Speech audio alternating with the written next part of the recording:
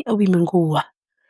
أنا كنت بنت عادية جدًا، عادية لأقصى درجة، لا ملتزمة أوي ولا بعيدة عن ربنا خالص، يعني من الآخر كده نُص، نُص، أصلّي لمّا أفتكر، وساعات كتير باكسّل مش هاضحك عليكم، ألبس اللي على مزاجي وأقول أنا قلبي أبيض وخلاص، أكذب، بس الكذبة الصغيّرة اللي بتعدّي الدنيا، أغلط بس أرجع أقول ربنا غفور رحيم، أكيد هيغفر لي.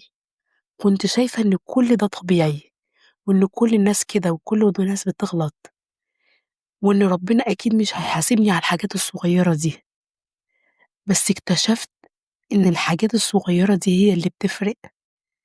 كنت باشتغل في محل هدوم، المكان كان زحمة وصوت الناس عالي، والزبون دايمًا مستعجل والشغل كان مرهق جدًا، بس كان في حاجة مختلفة أوي في المكان هناك. واحدة صاحبتي اسمها مريم، مريم دي كانت هادية بشكل غريب، مش بتتكلم كتير، بس لمّا بتتكلم تحس إن كلامها داخل على قلبِك على طول من غير استئذان، مش بتتخانق، مش بتغلط في حد، مش بتتدخّل في مشاكل ولا بتعمل أي مشكلة، وأغرب حاجة بقى كنت باشوفها منها إن هي دايمًا متطمنة. مرّة سألتها وأنا مستغربة وباقول لها: "هو أنتِ إزاي كده؟ يعني إيه اللي مخلّيكِ هادية طول الوقت؟" بصّت لي وابتسمت ابتسامة بسيطة وقالت لي: "عشان باحاول ما أزعّلش ربنا."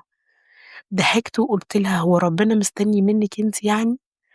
بصّت لي نظرة عمري ما هانساها، نظرة هادية بس عميقة أوي، وقالت لي: "مش مستنيني، بس أنا محتاجة له."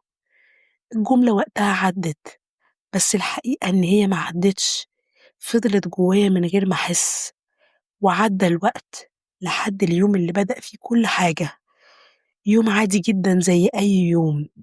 دخلت سِت كبيرة المحل، وكان شكلها تعبان ومش مركّزة، اختارت حاجة بسيطة وجات تحاسب، ادّتني الفلوس، ولمّا بصّيت لقيت في إيدي زيادة 500 جنيه، وقفت لحظة وبصّيت حواليّا ما فيش حد واخد باله، والسِت كمان مش مركّزة وأكيد مش هتحس، وجوايا صوت بدأ يشتغل: خديهم، دي محتاجة، دي فرصة، وفي نفس الوقت صوت تاني بيقول لي بس الصوت ده كان ضعيف شوية: حرام.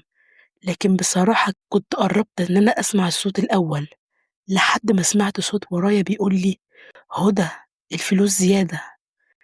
لفّيت لقيت مريم بصّت لي وسكتت، قرّبت منّي وقالت لي بهدوء: احفظي ربنا وهو هيحفظِك.